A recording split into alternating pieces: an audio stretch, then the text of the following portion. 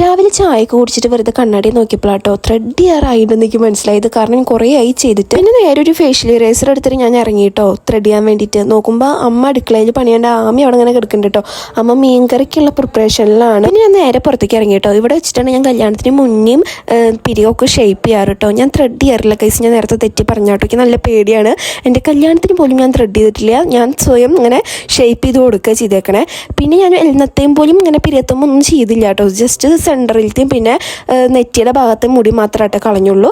പിന്നെ നേരെ പോയി കുളിച്ചു. കുളി കഴിഞ്ഞപ്പോൾ എൻ്റെ പകുതി ഇങ്ങനെ നല്ല സമാധാനമായി ഗൈസ്. പിന്നെ ഒരു മോയ്സ്ചറൈസറൊക്കെ ഇട്ട് നോക്കി സെറ്റാക്കി കേട്ടോ. പിന്നെ അമ്മേനെ കിട്ടിയപ്പോൾ ഞാൻ അമ്മയ്ക്കും വെറുതെ ജസ്റ്റ് പിരികൾക്കൊന്ന് ഷേപ്പ് ചെയ്ത് കൊടുത്തു. അപ്പോൾ അമ്മയുടെ പിരികം പകുതി പോയി എന്നൊക്കെ പറഞ്ഞിട്ടാണ് അമ്മ നടക്കുന്നത്. പക്ഷേ അതിൻ്റെ ഇടയിൽ എനിക്ക് നല്ലൊരു പണി കിട്ടി ഗൈസ്. ഈ ബ്ലേഡ് കൊണ്ടിട്ട് എൻ്റെ കൈ നന്നായി മുറിഞ്ഞു. ഉച്ച സമയത്തായതുകൊണ്ട് തന്നെ നന്നായി ബ്ലീഡ് ചെയ്യുകയും ചെയ്തു കേട്ടോ. പിന്നെ കുറച്ച് കഴിഞ്ഞപ്പോൾ ഫുഡ് കഴിച്ചു. ഫുഡിന് നിന്ന് കടലക്കറി, മീൻ വറുത്തതും പപ്പടമൊക്കെ ആയിരുന്നു. മീൻകറി ഉണ്ടായിരുന്നു, പക്ഷേ ഞാനത് എടുത്തില്ല ഗൈസ്. രാവിലെ പുട്ടിൻ്റെ കറി ഉണ്ടായിരുന്നു, അതാട്ടോ ഞാൻ കഴിച്ചത്. കുറേ നാൾക്ക് ശേഷമാട്ടോ എൻ്റെ നെഗം ഇങ്ങനെ നീണ്ട് വളർന്നത്. കാരണം അവിടെ ആകുമ്പോൾ എന്തെങ്കിലുമൊക്കെ പണി ഉണ്ടാകുമ്പോൾ എപ്പോഴും ഇങ്ങനെ പൊട്ടിപ്പോവും തിരുമ്പൊക്കെ ചെയ്യുമ്പോൾ. ഇവിടെ ആകുമ്പോഴേക്കും ഒരു പണിയില്ലാത്ത കാരണം നല്ല വൃത്തിക്ക് നന്നായി നീണ്ട് വന്നിട്ടുണ്ട്. അപ്പോൾ അതുമ്പോൾ ട്യൂടെക്സൊക്കെ ഇട്ട് കൊടുത്തു. പിന്നെ ഞാൻ ആദർശേട്ടനെ വെയിറ്റ് ചെയ്ത് നിൽക്കാട്ടോ. ആദർശേട്ടൻ ഇവിടെ എത്താറായിട്ടുണ്ടെന്ന് പറഞ്ഞിട്ടുണ്ടായിരുന്നു.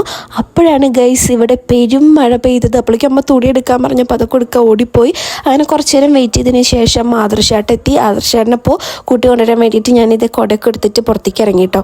അപ്പോൾ ആദർശേട്ടൻ വരുമ്പോഴേക്കും ഭയങ്കര സന്തോഷമല്ലോ. കുറച്ച് നാളത്തെ ഒരാഴ്ചയ്ക്ക് ശേഷമാണ് വീണ്ടും ഞാൻ കാണുന്നത്. ആദർശേട്ടൻ ഇതിപ്പോൾ എന്നെ കണ്ടപ്പോൾ ഭയങ്കര ഇതാണ് കേട്ടോ. അപ്പോൾ ഞാൻ വാങ്ങിക്കാൻ പറഞ്ഞ സാധനങ്ങളൊക്കെ വാങ്ങിച്ചില്ലേന്നാണ് ഞാൻ കൈക്ക് ഇങ്ങനെ നോക്കിക്കൊണ്ടിരുന്നത്. പിന്നെ അമ്മ ഇതാ ഞങ്ങളെന്നെ ഇങ്ങനെ നോക്കി നിൽക്കുകയാണ് കേട്ടോ. അങ്ങനെ വീട്ടിലേക്ക് കയറി കുറച്ച് നേരം ആദർശേട്ടൻ ആമീനെ ഇങ്ങനെ കളിപ്പിച്ചു. ഇപ്പോൾ ചിലരുടെയൊക്കെ മനസ്സിൽ തോന്നിയിട്ടുണ്ടാവും ഇവളെന്താ തിരിച്ചു പോവാത്ത കോഴിക്കോടേക്കുന്നത്. പക്ഷേ എനിക്ക് കുറച്ചും കൂടി എൻ്റെ ഹെൽത്ത് ഒന്ന് ഓക്കെ ആവാണ്ട് ഗൈസ്. അത് കഴിഞ്ഞിട്ടാണ് ഞാൻ പോവാട്ടോ. എനിക്ക് അവിടെ നന്നായിട്ട് മിസ് ചെയ്യുന്നുണ്ട്. പക്ഷേ ഇനി അവിടേക്ക് പോയി തിരിച്ചെൻ്റെ അമ്മേനെ കാണാനും തോന്നും. അല്ലെങ്കിൽ നമുക്ക് അക്കരെ നിൽക്കുമ്പോൾ ഇക്കരെ പച്ചാണല്ലോ. ചേട്ടൻ കൊടുന്ന കുറുകുറ ഞാൻ വേഗം ഉറങ്ങെടുത്തു. കാരണം കുറേ നാളായി ഇത് കഴിക്കാൻ വേണ്ടിയിട്ട് ഞാൻ അങ്ങനെ വെയിറ്റ് ചെയ്ത് നിൽക്കുമായിരുന്നു. പിന്നെ ആദർശേട്ടൻ ഒരു ഉറക്കം കഴിഞ്ഞതിന് ശേഷമാണ് കേട്ടോ ഞാനിതൊരു ജ്യൂസൊക്കെ ഉണ്ടാക്കി കൊടുത്തു. പിന്നെ ഞങ്ങൾ വെറുതെ മഴ നൈസായിട്ട് ഇങ്ങനെ ചാറുണ്ടായിരുന്നു. അപ്പോൾ ഞങ്ങൾ വെറുതെ ഉമ്മർത്തിരിക്കുകയാണ് കേട്ടോ. എന്നെ കണ്ട ആദർശേട്ടൻ്റെ സ്ഥിരം പരിപാടിയാണ് കേട്ടോ. അത് ഒന്നില്ലെങ്കിൽ തല ഒന്നില്ലെങ്കിൽ കാലിങ്ങനെ മസാജ് ചെയ്യിപ്പിച്ചുകൊണ്ടേ ഇരിക്കും. പിന്നെ വൈകിട്ടായപ്പോൾ ഞാനും അമ്മ വിളക്കൊക്കെ വെച്ചിട്ട് ഉമ്മർത്ത് ഇങ്ങനെ ഇരിക്കാട്ടോ. ആദർശേട്ടൻ നല്ല ഉറക്കമാണ്. അത് കണ്ട് കുറച്ച് കഴിഞ്ഞപ്പോൾ അച്ഛൻ വന്നു. അച്ഛൻ വന്നപ്പോൾ അത് ആമി ചുറ്റോറ് നടക്കുന്നുണ്ട്. ഇപ്പോൾ എന്നേക്ക് ആകാംക്ഷയാണ് ഇവൾക്ക് അച്ഛൻ്റെ കയ്യിൽ എന്തുട്ടാന്നൊക്കെ നോക്കാൻ വേണ്ടിയിട്ട്. ഇങ്ങനെ അച്ഛൻ കൊടുക്കുന്ന കവറിൽ ഇങ്ങനെ ചുറ്റിപ്പറ്റി നടക്കും. പിന്നെ അച്ഛൻ പഴംപൊരി കൊടുക്കുന്നുണ്ടായിരുന്നു.